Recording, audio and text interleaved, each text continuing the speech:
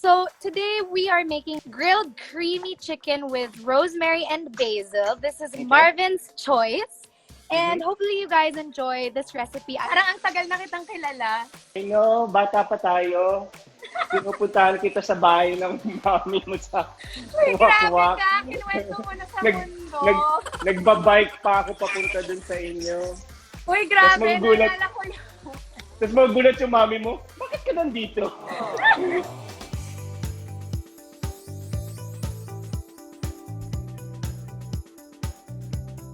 Today I am wearing a WWF shirt. We have all partnered up with the World Wildlife Fund or the Worldwide Fund for Nature. This is a great organization that works for the protection of nature, Mother Earth, and also animals. So we are going to be cooking with the idea that we are protecting and supporting our Philippine farmers and also using a lot of Philippine produce. And because today is an episode for advocating the use of gulay and fruit that grow here sa country natin sa Philippines, we are actually calling or asking for a little help from our friend, Mr. Marvin Agustin.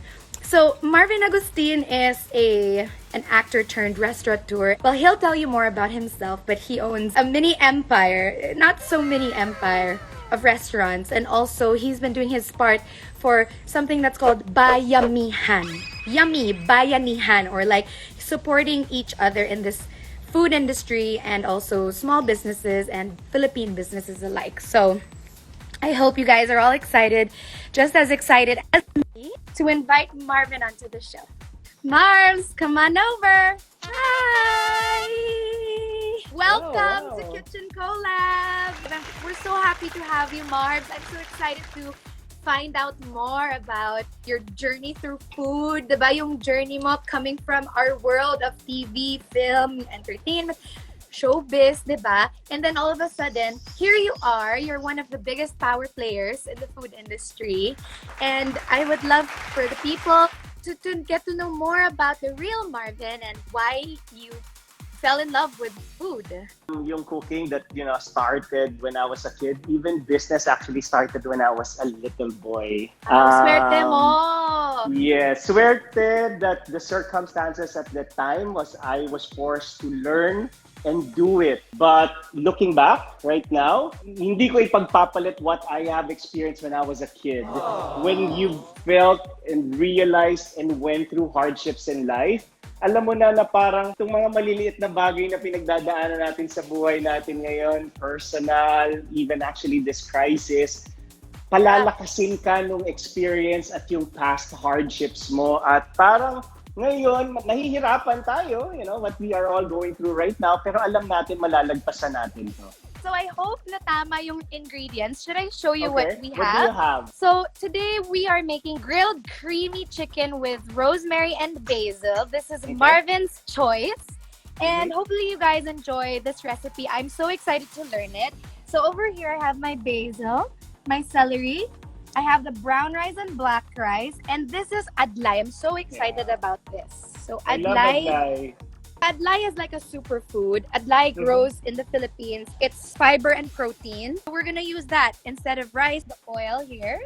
I think I have my rosemary, salt, paprika, black pepper, garlic powder, fresh garlic, onions, butter, cheese, and cream. Before we started, Marvin actually asked me to marinate the chicken. Chicken leg and thigh, and I put the olive oil, basil, rosemary, and the paprika. So that's according to Marvin's instructions. Sobrang bango. Amoy hilaw na manok. No, yung basil at rosemary. Mabango. Okay, step one. Let's grill. Yes, heat. Oil and then a bit of butter in the pan. Yes. Okay. There you go. So sabay ang oil and butter. Yes. Okay, Marv. So mainit na tong oil and butter. What's next? Grill the chicken. Skin down.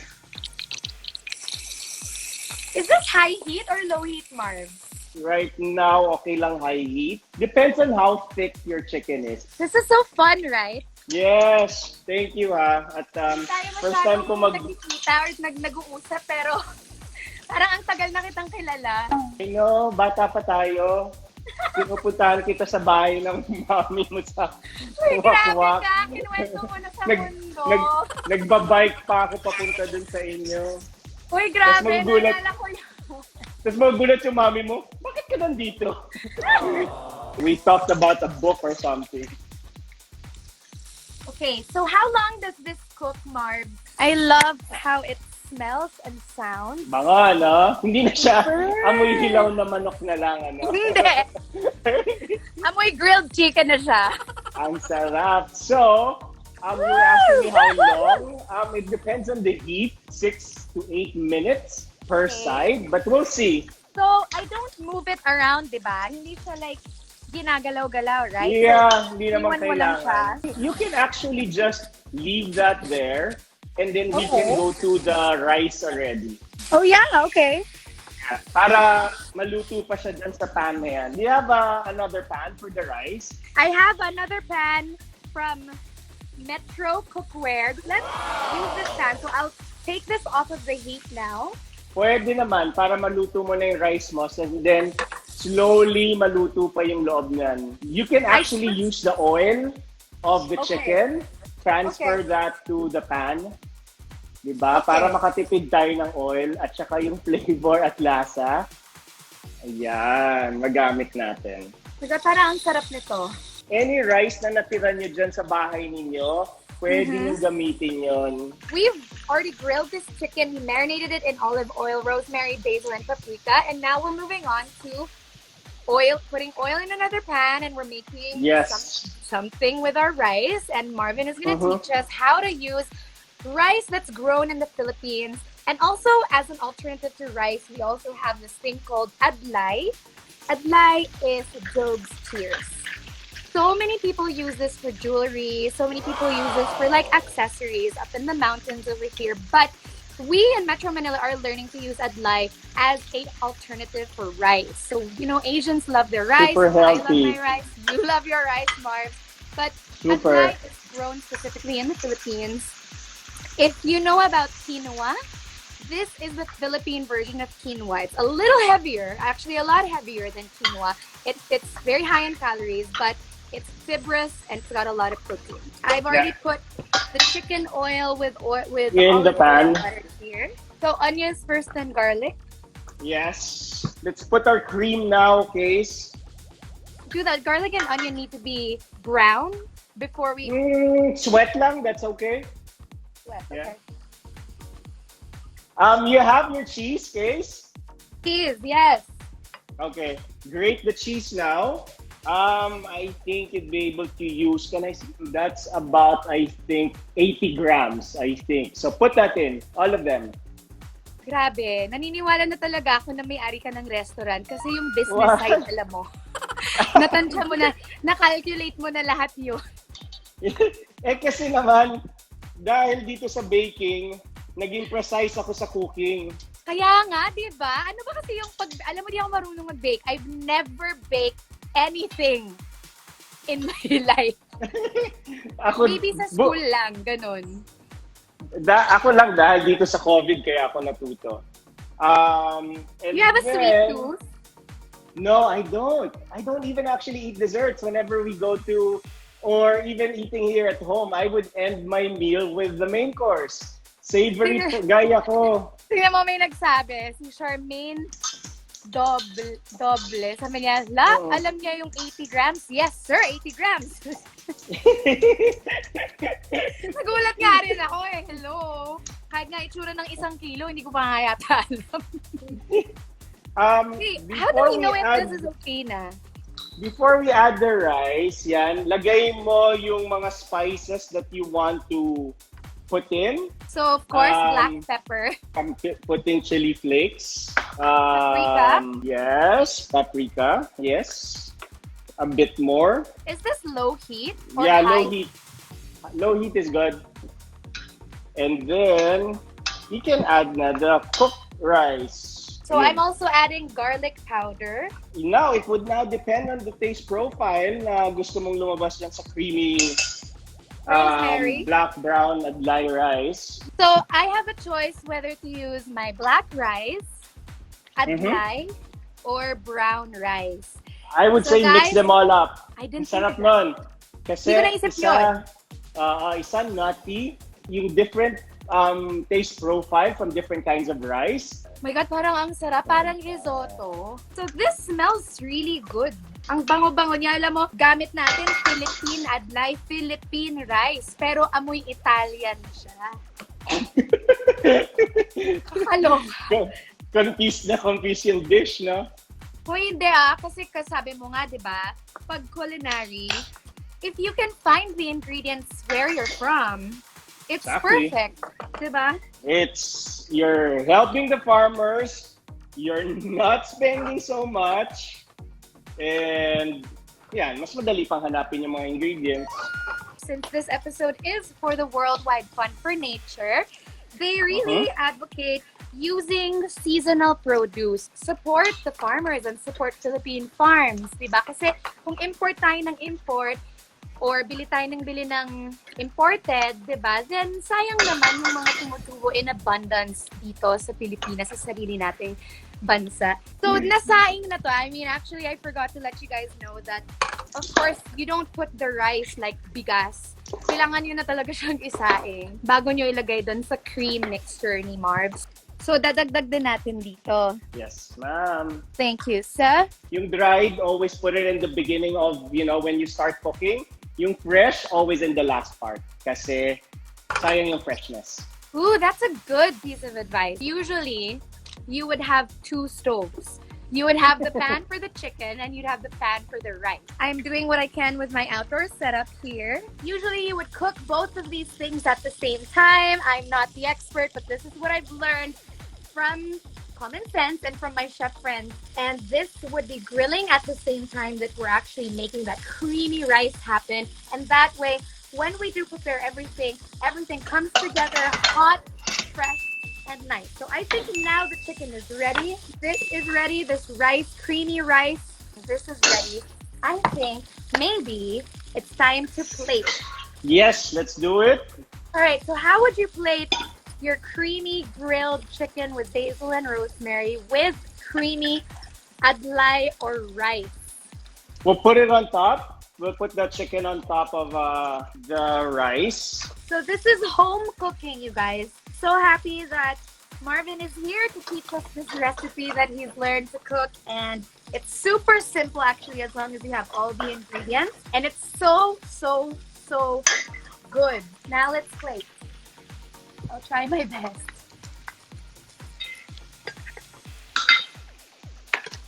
So this is good for 2 servings. Okay, so I have this.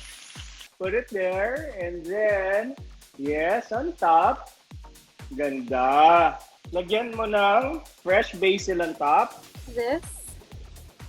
I think I'm done. Okay.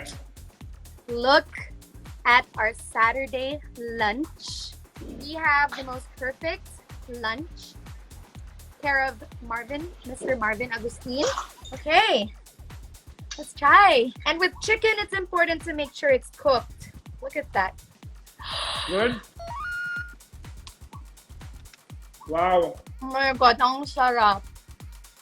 Sarap na. Alam mo bang first time ko ito ginawa? Hindi nga. Hindi nga. Yes. So, ba't ito yung pinili mo? I Ang just thought sarap of... niya, no joke. Isa to sa pinakamasarap na niluto natin sa Kitchen Collabs. Marvs, walang biro. Ang sarap niya. Nagsimula kasi sa kita ko yung basil and rosemary. And then you said chicken or fish. So I like chicken. So I chose chicken. Ang daming mga leftover rice. Lagi naman sa Filipino homes. So I like always making something with the rice and making them special kahit leftovers.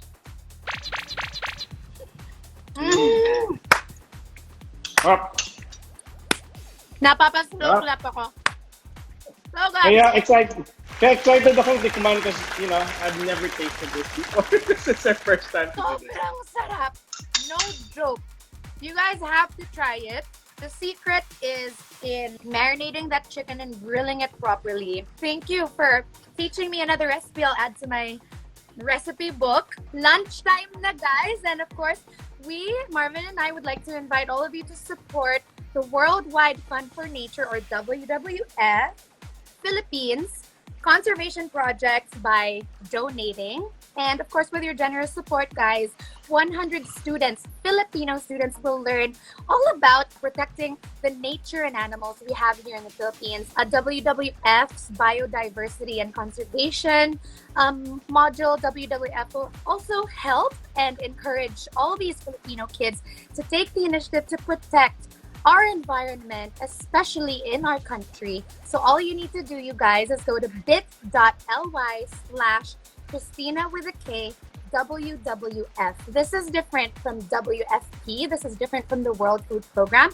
That's another thing that I absolutely love and is in my heart. So you guys, thank you so much for tuning in. Almost 2,000 of you, and Marv's, happy luncheon. Thank you so much for this and being with us, Marv's. We are so excited for all your YouTube vlogs and all your projects. So thank you for supporting people in the Philippine food industry, restaurant industry, and for doing what you do. You've inspired so many people to adjust, adapt, and still love what they do and help other people too. Thank you for your time and your friendship. Thank you, Marv's. We are with Jean today. I just finished my grilled creamy chicken with basil and rosemary, and of course my creamy adlay on the side. It was so yummy. It was really such a delicious meal. I really would like to learn more about the Worldwide Fund for Nature, or WWF Philippines especially. And it would be great to learn more about what you do with the Worldwide Fund for Nature and what the Worldwide Fund for Nature is really trying to do here in the Philippines. We are the Worldwide Fund for Nature Philippines. So we are an environmental organization. We help conserve our nature, we help protect our Mother Earth, and help transform the lives of Filipinos. So I'm part of the project called the Sustainable Diner, a key ingredient for sustainable tourism. So essentially, it's all about food sustainability, or how we eat, what we eat. It actually impacts the environment as well. So our project would like to link food with the environment. Locally grown food, wherever in the world you are, you eat and you consume what grows where you are. Why is that so important? It's not only good for our body, it really helps our Filipino farmers. So it in turn helps our local economy. It's also good for the environment. So yung adlay kanina, it's actually also native to the Philippines. Yeah, so diba? It's very, very nutritious din and masarap. Highland, so it means na it grows in high points like mountain regions, diba? When I actually learned about adlay and I tried it for the first time, I was so surprised at how filling, how heavy, and also how delicious it really is. No matter where in the world I am, and there's a lot of women like me or people like me who support local, like even before these pandemic times, I have friends who are non-Filipino who visit Asia or have worked as expats in Asia. And this is something I learned from them, how they always say, no matter where you end up living or working, or even visiting for vacation, you always have to try and find out what the local products are in that place. If there's one thing that the pandemic taught us, it's be more self-reliant, at the same time, support our local products. It's good that we are going local. It's also being reconnected with nature, diba? I would like to invite everybody on behalf of Kiki here to support the WWF Philippines Conservation Project by donating and clicking the link bit.ly/Christina with a KWWF. And over there, as we mentioned earlier, we're raising funds to benefit the WWF Philippines partner communities, you guys, and environmental frontliners. Like we said in our previous episode, frontliner din natin ang mga farmers. So during these super challenging times, thank you so much for sharing with us the importance of eating, consuming, and valuing Philippine produce. Thanks so much, you guys, for watching, and I hope you liked this video and that you get to cook along and enjoy all the recipes, not just from Kawali-Kasan, but Kitchen Collabs. See you guys soon and see you on the next one. Bye!